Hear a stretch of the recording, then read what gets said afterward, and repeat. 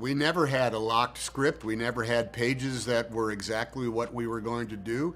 Austin can tell you about, he came into work thinking he was going to do one thing and ended up singing songs he hadn't even prepared for. So that's what Baz would do to him. Yeah, there's so many interesting discoveries. For me, I think one of the things that stood out was him watching the aftermath of what happened when Martin Luther King Jr. was killed. And he was so upset that he had yet to make a public statement about that death and that assassination of this man who was really looking to change the course of American history.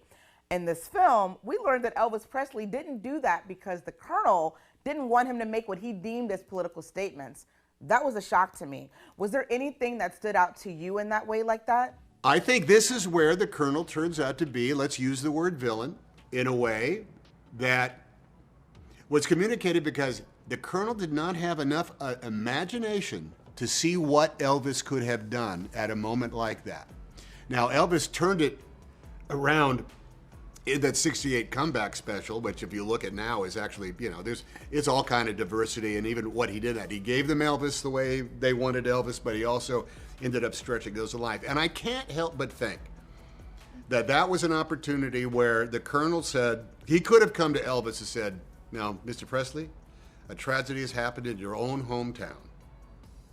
And you have interpreted the works of Sister Rosetta Sharp, and you are friends with B.B. King, and you are going to work with the Sweet Inspirations at some point. Yeah, you already have.